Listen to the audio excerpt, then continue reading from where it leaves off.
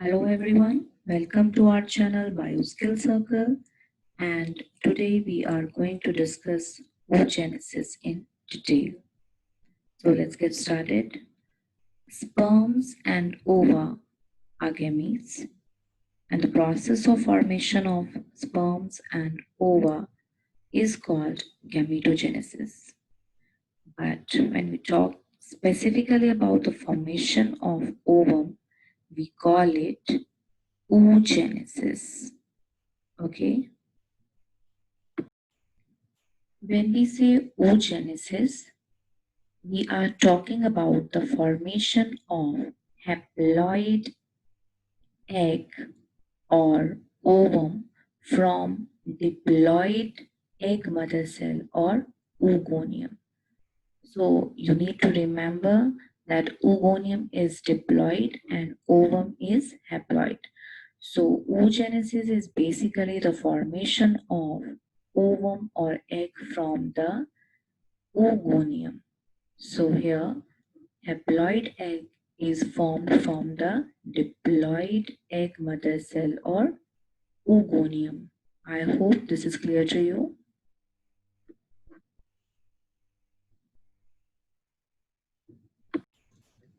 As you can see here that oogenesis is the process of development and maturation of ovum. Oogenesis requires mitosis as well as meiosis. Fine. And where does oogenesis occur? It occurs in the female gonads in the ovaries of female. Okay. So you can see here that the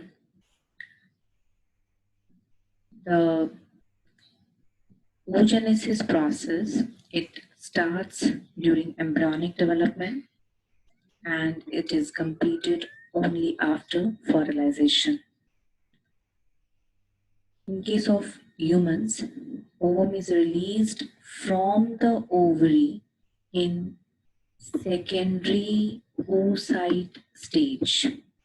Okay, this is something to remember, that ovum is released from the ovary at secondary oocyte stage, and oogenesis is completed in the mother's genital tract only after the sperm's entry. So you can easily see here that oogenesis is similar to spermogenesis. Here also a diploid cell forms haploid cell through meiosis. Other than the differences in names of the initial and final cell and absorption of daughter cells in oogenesis, the overall process is pretty much same.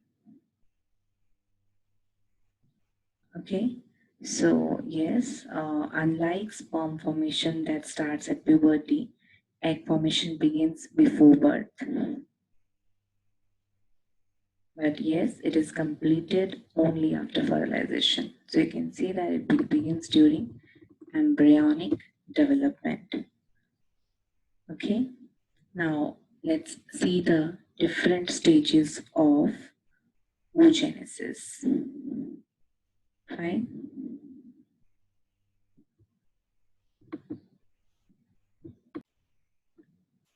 Oogenesis consists of three phases.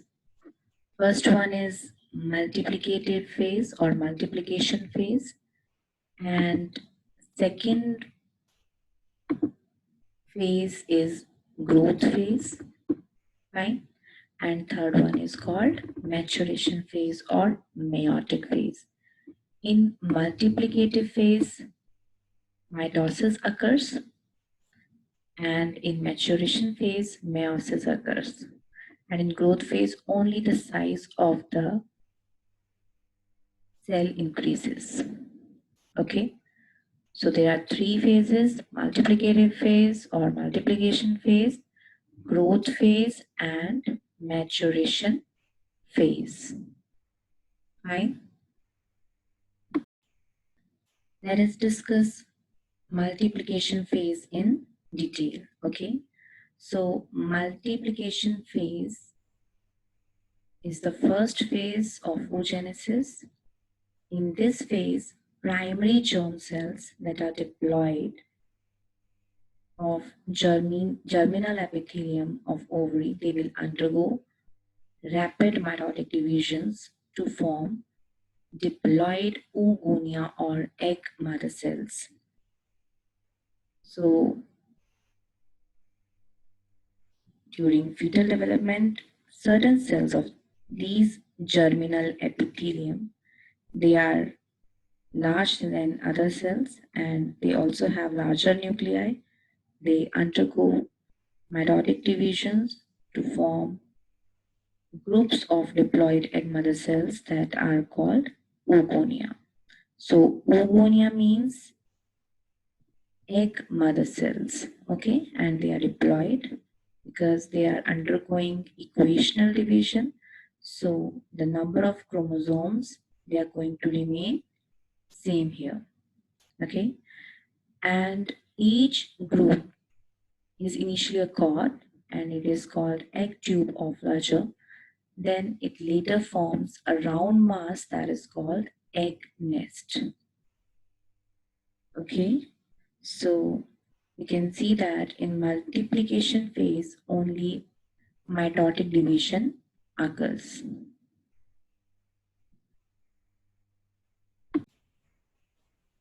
Okay, now the second phase that is called growth phase. Now this phase, it involves increase in the size of oocyte. So size of this oocyte, it will increase due to yolk formation. So here vitalogenesis process occurs. Okay, it means that yolk is formed inside the oocyte and its size increases. This phase is very long, extending over many years, and this phase is very long duration than that of spermatogenesis. And during growth phase, one oogonium, that is diploid, okay, so oogonium of egg nest is transformed into primary oocyte.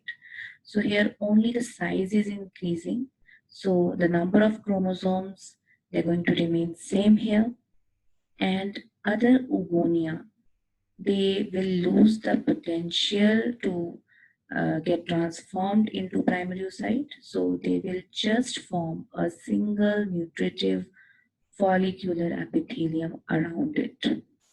Okay, so here you can see that this particular phase, it involves increase in the size of oocyte, and increase in the size of oocyte occurs by the formation and accumulation of yolk. Nucleus also enlarges here and it becomes bloated with nucleoplasm. A thin vitelline membrane is also secreted around this oocyte, and there is also increase in the number of mitochondria and amount of endoplasmic reticulum and Golgi body. Okay, so this is all about growth phase. Okay, so third phase is called maturation phase, and this phase is characterized by meiosis. So this phase is also called meiotic phase. Okay, and in this phase, primary oocyte undergoes meiosis 1 or first meiotic division to form two unequal haploid cells. Meiosis 1 is also called reductional division. Here the number of chromosomes, they're going to reduce. Okay, they're going to reduce to half. So you can see here that two unequal cells, they are haploid. So they will contain n number of chromosomes. The larger cell is called secondary oocyte, that is also haploid, and the smaller cell is called first polar body. Okay, So primary oocyte will form secondary oocyte and first polar body after undergoing first meiotic division or reductional division. Then you can see that the secondary oocyte starts undergoing second meiotic division, and this doesn't proceed beyond metaphase until a sperm enters it. So only after fertilization the second meiotic division is completed, again with unequal cytoplasmic cleavage, and this also forms a large cell that is called ooted now and a very small cell that is called secondary polar body. Okay.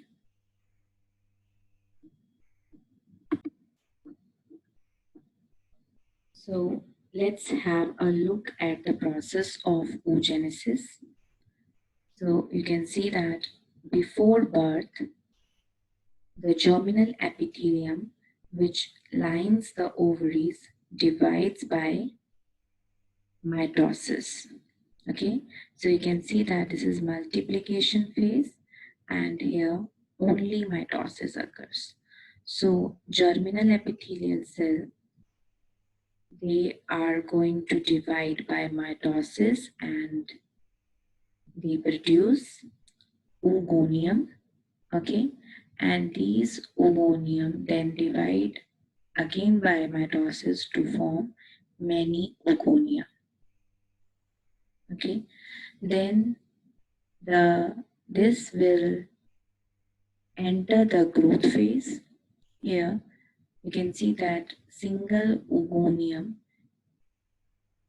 grows in size by vitalogenesis. So it will accumulate more yolk and nucleus also increases in size. So now you can see that primary oocyte is larger than the oogonium. Okay, and then this primary oocyte enters maturation phase. Here primary oocyte undergoes meiosis 1. Okay, but this meiosis 1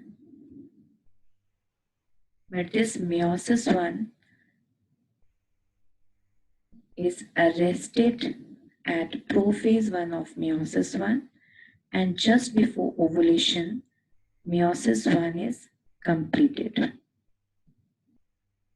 And then after this reductional division, two cells are formed. One is larger, that is called secondary oocyte, and the other one is smaller, that is called first polar body. Okay, so primary oocyte undergoes first meiotic division or reductional division to form two unequal haploid cells. Because meiosis 1 is reductional division, so number of chromosomes they are going to reduce to half. Okay, so if primary oocyte has 2n, that is 46 chromosomes, so this secondary oocyte will contain 23 chromosomes only, and first polar body will also contain 23 chromosomes. Then this secondary oocyte starts undergoing second meiotic division. So this starts undergoing second meiotic division, that is equational division. Here the number of chromosomes they are going to remain same. Okay, so this meiotic division does not proceed beyond metaphase until a sperm enters it. Okay, so it will be arrested at metaphase. Fine. So you can see here that meiosis 2 is arrested at metaphase 2 here, and when the sperm fuses with the secondary oocyte, then meiosis 2 is completed. Okay, this results in larger cell that is called ooted and a smaller cell that is called second polar body. So after fertilization, the second meiotic division is completed with unequal cytoplasmic cleavage. So this cell gets whole of the cytoplasm, and this contains no cytoplasm, or it just contains bare nucleus only. So the ooted with all the cytoplasm you can see here is formed here, and a very small cell, second polar body, is formed after the second meiotic division. So the ooted and the second polar body, they are haploid, as the second meiotic division is equational division. Okay. The first polar body, you can see here, that is formed here. First polar body may divide at the same time into two polar bodies. So after this process of oogenesis, you will get one ovum and three polar bodies. These polar bodies will disintegrate. Okay. So you can see that from one oogonium, only one ovum is formed. So the ooted grows into a functional haploid ovum. The initial cell is oogonium and final cell is ovum. Okay. So oogenesis results in the formation of single ovum from single oogonium, and polar bodies resulting from meiotic division simply disintegrate. They get no cytoplasm and no organelles. The formation of non-functional polar bodies enables the egg to get rid of excess chromosomes. So, oogenesis is very different from spermatogenesis, in which 4 sperms are produced from a single spermatogonium. I hope you like this video. Do hit the like button, share this video with your friends, and don't forget to subscribe our channel. Thanks for watching.